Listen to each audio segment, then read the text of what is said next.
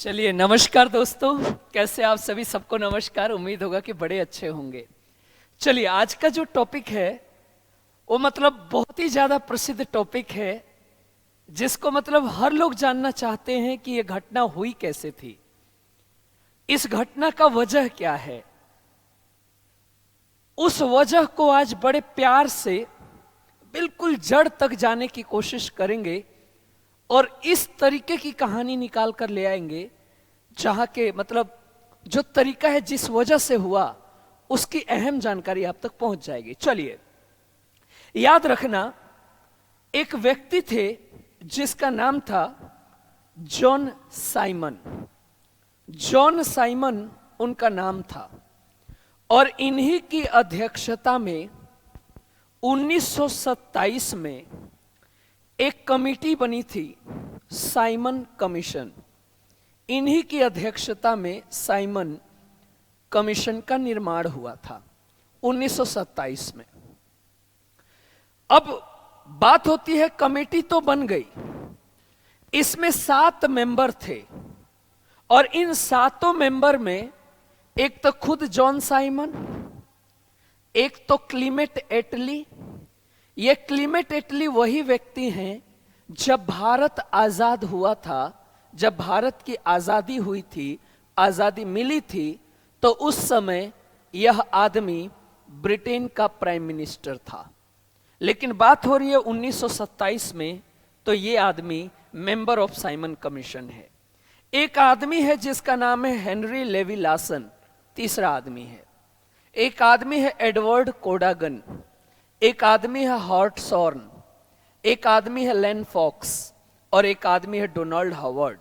7 member हैं और ये सातों के सातों भारत आना चाह रहे हैं और भारत की राजनीति में हस्तक्षेप करना चाह रहे हैं।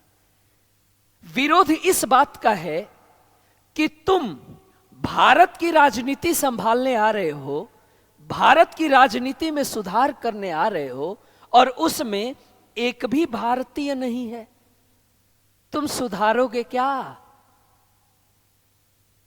इसी का विरोध है और यह 1927 में कमीशन बन गया। यह बात धीरे धीरे भारत तक पहुंच गई कि 1927 में साइमन कमीशन का निर्माण हो गया है। चलो भैया, अब यह बात कांग्रेस तक पहुंच गई इंडिया में और यह घटना लगभग नवंबर 1927 की है जब साइमन कमीशन बना और अगले महीना दिसंबर 1927 में कांग्रेस की बैठक होनी है, सेशन ऑफ कांग्रेस, जो लगभग दिसंबर में होता है हर साल। उसी के बैठक होनी है और यह बैठक मद्रास में होनी है, जिसके अध्यक्ष एम ए अंसारी होंगे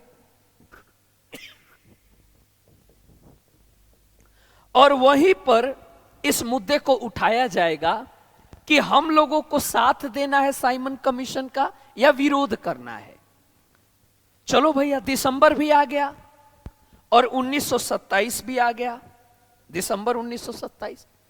भाई साहब, हम लोगों ने जोरदार विरोध किया कि जैसे ही साइमन कमीशन भारत आता है हम उसका विरोध करेंगे और एक नारा होगा, Simon go back, Simon go back. Final हो गया कि विरोध होगा।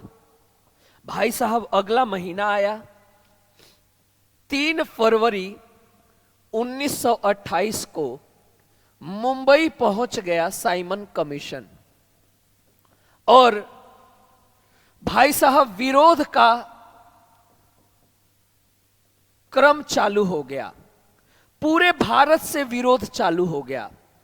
लखनऊ में जोरदार विरोध किया गया, गोविंद बल्लभ पंत और जवाहरलाल नेहरू के नेतृत्व में। उन्हें भी जेल डाल दिया गया, जेल में डाल दिया गया। धीरे धीरे धीरे धीरे धीरे धीरे धीरे धीरे ये सिलसिला चालू हो गया और सिलसिला पहुंच गया 30 अक्टूबर 1928 और ये सिलसिला पहुंच गया लाहौर और लाहौर में विरोध का जो बागडोर संभाल रखा था लाला लाजपत राय, और लाला को पंजाब केसरी की उपाधि दी गई है। लाला को पंजाब केसरी कहा जाता है। लाला ने जिम्मेदारी संभाल ली कि लाहौर में विरोध मेरे नेतृत्व में होगा। Simon go back. भाई साहब, उस टाइम लाहौर में दो पुलिस वाले बड़े खतरनाक थे। एक तो वहां का एसपी था स्कॉट, और वहां का एक डिप्टी एसपी था सैंडर्स। और इन दोनों ने ये पहले ही भांप लिया कि लाला की फैन फॉलोइंग ज्यादा है और यहां पर विद्रोह बड़ा हो जाएगा। तो 30 अक्टूबर को स्कॉट के नेतृत्व में लाला के ऊपर जोरदार लाठी चार्ज कर दिया गया। लाला के ऊपर लाठी चार्ज हो गया 30 अक्टूबर 1928 को, और इसमें लाला बुरी तरह घायल हो गए और लाला का इलाज हुआ। लेकिन लाला ने 17 नवंबर 1928 को अपना दम तोड़ दिया। लाला की मौत हो गई। और ये लाला को 3 आदमी अपना अहम गुरु मानते थे। 3 आदमी, जिसमें भगत सिंह, सुखदेव, राजगुरु, ये अहम गुरु मानते थे। और साथ दे रहे हैं चंद्रशेखर आजाद। चूंकि ये तो पहले से ही फरार चल रहे हैं काकोरी रेल कांड के चक्कर में, तो ये सामने नहीं आए, लेकिन गुपचुप तरीके से आए। इन तीनों ने बदला लेने की ठान ली कि हमको स्कॉट को मारना है। और 17 नवंबर को उनकी मौत हुई थी, लाला की। और इन तीनों ने फैसला किया कि 17 दिसंबर को लाहौर में हम इन दोनों को मारेंगे। स्कॉट को ही टारगेट बनाया पहले, और फाइनली ये लोग बदला लेने के लिए पहुंच जाते हैं।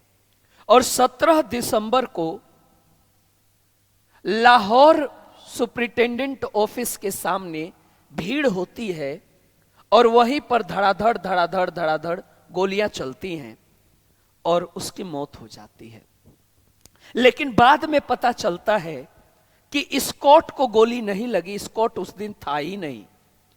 गोली स्कॉट के चक्कर में सैंडर्स को लगी और सैंडर्स की मौत हो गई। एक प्रोफेसर हैं जेएनयू के, चमन लाल जी इतिहासकार हैं। उनका मानना है कि जो पहली गोली है वो राजगुरु ने चलाई थी, भगत सिंह ने नहीं चलाई थी। लेकिन दूसरी गोली जरूर भगत सिंह ने चलाई थी। बंदूक की भी मैं कुछ साक्ष्य, ये है वो बंदूक। ये बंदूक इस टाइम इंदौर के बीएसएफ कैंप में है, जहां आकर्षण का केंद्र बना हुआ है। वहां पर यह केंद्र बना हुआ है। और फाइनली ये लोग मार के फरार हो गए, कई दिशाओं में बट गए। और इन लोगों ने इसके बाद कुछ और अंजाम दिया। जैसे भगत सिंह ने असेंबली बम कांड को भी अंजाम दिया था 8 अप्रैल 1930 को। लेकिन वो कहानी अलग है। वहीं पर वो गिरफ्तार होंगे दिल्ली में, 8 अप्रैल 1930 को गिरफ्तार होंगे। लेकिन वो कहानी अलग है, वो भी कहानी आपको बताऊंगा, असेंबली बम कांड। अब यहां पर ये मार के फरार हुए। भगत सिंह बटुकेश्वर दत्त से मिले और उन्होंने असेंबली कांड किया दिल्ली में 8 अप्रैल 1930 को। फिर वो गिरफ्तार हुए। वहां पर उनको उस असेंबली कांड के कारण उम्र कैद की सजा हुई। लेकिन यहां पर सैंडर्स की हत्या में भगत सिंह पर मुकदमा चला, राजगुरु पर मुकदमा चला, सुखदेव पर मुकदमा चला, और मुकदमा का फैसला आया 7 अक्टूबर 1930 को। इन तीनों आदमियों पर मुकदमा फाइनल हो गया, फैसला आ गया कि इन तीनों को फांसी दी जाएगी। जनवरी का महीना था, 1931 का समय था। हाई कोर्ट में इनका केस लड़ रहे मदन मोहन मालवीय, जो इसका केस लड़ रहे हैं लाहौर केस का, इसी घटना को लाहौर षड्यंत्र कहा जाता है। इसी सैंडर्स हत्या को लाहौर षड्यंत्र घटना नाम दिया जाता है, लाहौर कंस्पिरेसी कहते हैं, जिसका फैसला आ गया 7 अक्टूबर 1930 को। याद रखना, मदन मोहन मालवीय, जिन्होंने बनारस हिंदू विश्वविद्यालय की नींव रखी, इस आदमी ने फैसला किया कि हम इन तीनों को हाई कोर्ट में चैलेंज करेंगे। लेकिन जनवरी 1931 में उसे खारिज भी कर दिया गया, उसे खारिज भी कर दिया गया कि ना, उन्हें फांसी होगी।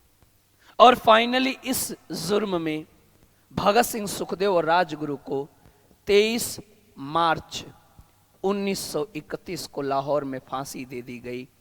इसी घटना को भारत में शहीदी दिवस के रूप में मनाते हैं।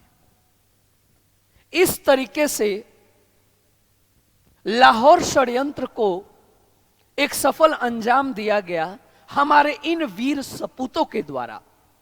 तो हम इन्हें जीवन भर हम इनके कर्जदार रहेंगे और इनको नमन करते रहेंगे।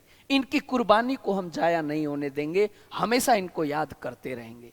तो फिर मिलेंगे, अगली जो हमारी टॉपिक होगी वो भी बेहतरीन टॉपिक होगा, जिसमें हम बात करेंगे आपसे कि आखिर में किस तरीके से प्रफुल्ल चाकी ने और खुदीराम बोस ने किंग्सफोर्ड को मारने की कोशिश की थी, जिसके कारण उन्हें फांसी दी गई। तो अगली कहानी है मुजफ्फरपुर षड्यंत्र, जिसमें आपको प्रफुल्ल चाकी और खुदीराम बोस के बारे में हम चर्चा करेंगे। तो मिलते हैं अगले क्लास में। नमस्कार दोस्तों।